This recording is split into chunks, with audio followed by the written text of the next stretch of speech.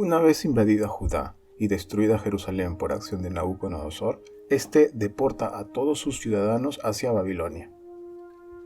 Ante la nostalgia del terruño y este sentimiento de desposesión, comienza a acumular relevancia la orden de los escribas, que se encargó de recabar o recopilar archivos, crónicas que servirían de sustento a este alicaído sentimiento nacional debido al destierro. Además, la cultura judía tuvo contacto con la astronomía babilónica, lo que les permitió institucionalizar algunas celebraciones como el Shabbat.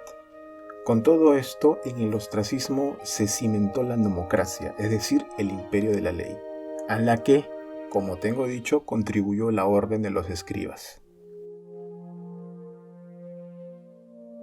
Y todo esto se pudo desarrollar con tranquilidad debido a que Nabucodonosor no persiguió a los judíos y los mantuvo con relativa libertad siempre y cuando renunciaran a resucitar su antiguo estado. Como muestra del arraigo a sus leyes, pese al destierro, circula una antigua tradición popular en la que es protagonista Daniel y sus compañeros. Esta cuenta la intransigencia de Nabucodonosor tratando de hacerles adorar a sus dioses babilónicos, so pena de arder en un horno. Huelga decir que se negaron categóricamente y fueron ingresados al horno. La tradición asegura que no se quemaron ni un pelo. Esto ilustra la gran lealtad de los desterrados a sus leyes. Ahora bien, como ocurre siempre con los grandes líderes, a su muerte, sus reinos quedan al borde de la desintegración. Y aquí Babilonia no fue la excepción, puesto que a la muerte de Nabucodonosor en el 562 antes de la Era Común, este gran imperio dominador del mundo comienza a declinar.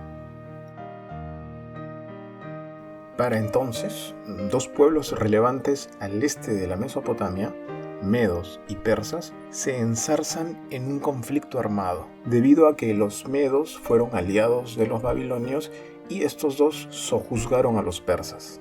No obstante, para la época de Nabonid, en el 555 antes de la Era Común, emerge un general persa grande y heroico llamado Ciro, que con su ejército logró vencer a los medos y declararse rey de todo ese territorio.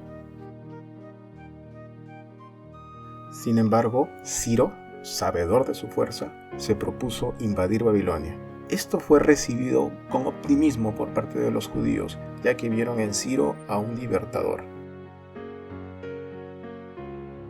Por el lado de los babilonios, su rey, Nabonid, fiado en las grandes murallas que ceñían a su ciudad, no se angustió ante el inminente sitio por parte de Ciro, entregándose, refiere la tradición, a banquetes opíparos y placeres. Y no le faltaba razón, aquellas murallas eran inexpugnables, por lo que Ciro hubo de echar mano de una celada.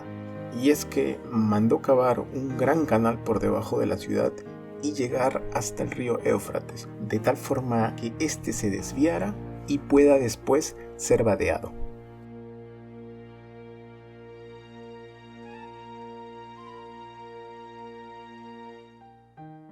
Esto fue aprovechado por Ciro una noche, logrando su ejército tomar posesión de esta ciudad, proclamándose luego Ciro como rey de todo ese imperio, a saber, el imperio persa. La esperanza, cifrada por los judíos en Ciro, encontró consecución propicia. Este permitió el retorno de todos los judíos a Judea.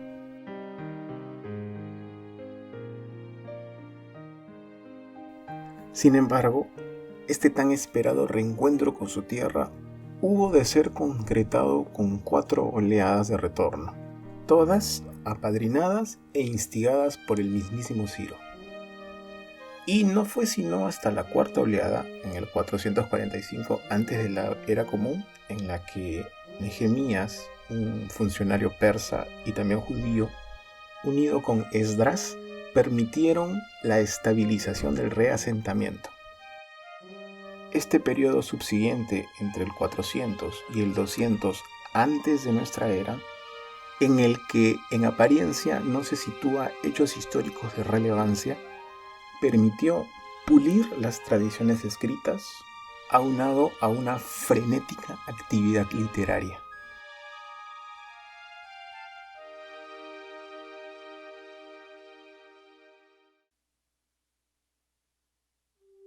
Es mencionado por el filósofo e historiador Flavio Josefo que en esta época se acreditan los escritos canónicos. Recordemos que canon proviene de la palabra sumeria referente a caña, que alude a su rectitud. En este periodo se constituye el Tanaj, libro que incluye a su vez la Torá, el Nevi'im y el Ketuvim, un documento de gran valor histórico. Y como Dios es la única fuente de todos los hechos, de aquí se arguye que el estudio de la historia nos lleva a la comprensión de Dios. De aquí nace esa compulsión por el estudio pormenorizado del Tanaj. Pasados un par de siglos, Filipo II de Macedonia nombra preceptor a su puber hijo de 13 años, a Aristóteles.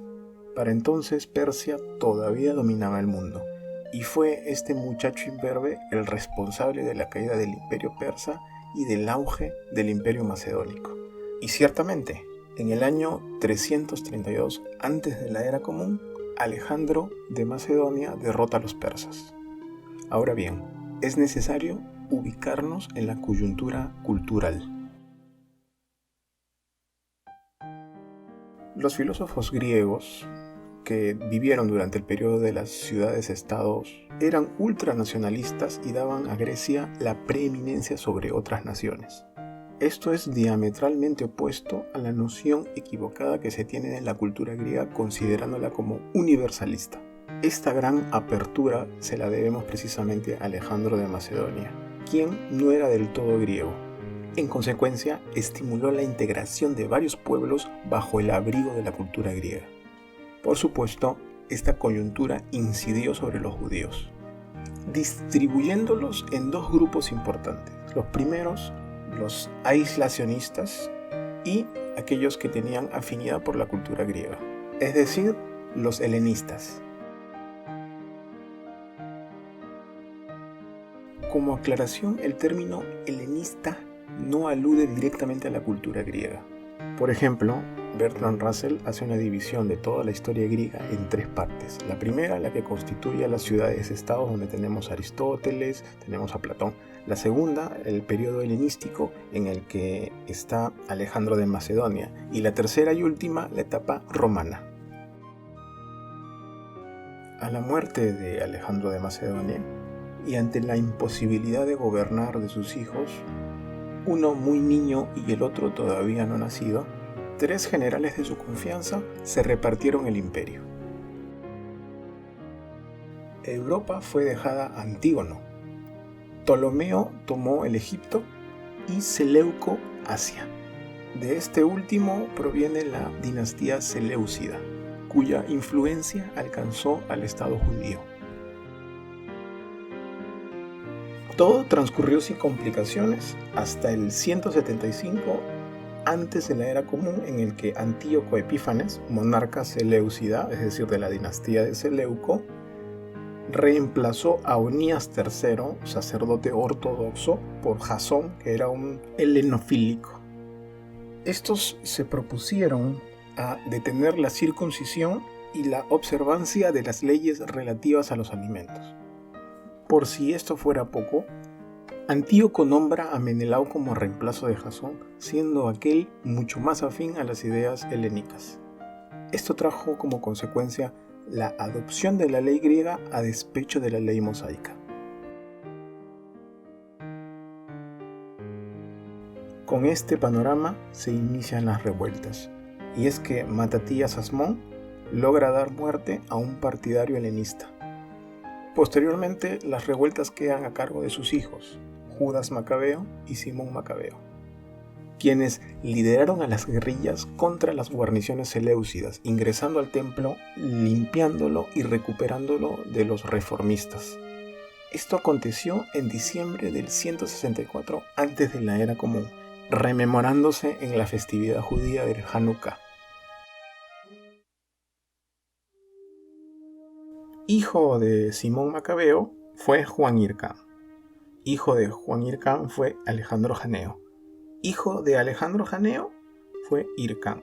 Estos constituyen la dinastía Asmonia, puestos que descienden de Matatías Asmón.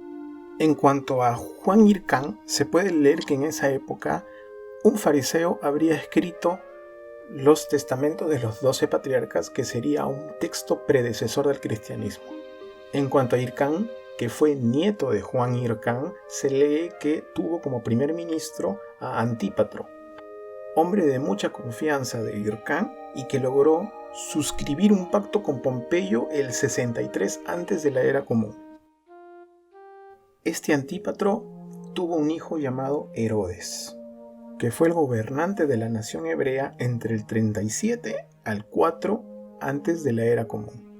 De todo lo mencionado anteriormente se puede sacar en limpio la pugna constante entre la cultura griega y la cultura judía, incompatibilidad que vino a empeorar con el establecimiento del Imperio Romano.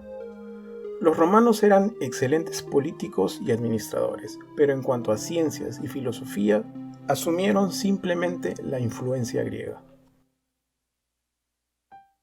Por lo que aquella explosiva dicotomía entre griegos y judíos permaneció, pero mantúvose, no obstante, en cierto equilibrio, hasta que Calígula, quien gobernó del 37 al 41 después de la era común, escoge un procurador insensible para Judea, cuyo nombre fue Gesio Floro, quien falló en favor de los griegos ante una disputa legal acaecida en Cesarea. Los griegos, con un ánimo confrontacional, sacrificaron aves en la puerta de una sinagoga. Esto, de acuerdo a la ley judía, dejó a la sinagoga impura, los judíos se quejaron y Gesio Floro falló a favor de los griegos. Esto desató la desconformidad general, provocando la sublevación y el ataque a una guarnición romana. Del año 66 después de la era común, en la que se desata esta sublevación, hasta el 69, en que Vespasiano es nombrado emperador, este último logra sitiar y limpiar los alrededores de Jerusalén, dejando a Tito, su hijo de 29 años, la toma e invasión de Jerusalén el año 70 después de la era común. Por tanto, nos encontramos con dos fechas luctuosas para la historia judía. El 586 antes de la era común, en la que Nabucodonosor destruye el templo, y el año 70 después de la era común, en la que Tito destruye por segunda vez el templo remodelado por Herodes el Grande. Hasta aquí he tratado de sintetizar al máximo la historia antigua de los judíos. Espero que les haya gustado. Muchas gracias.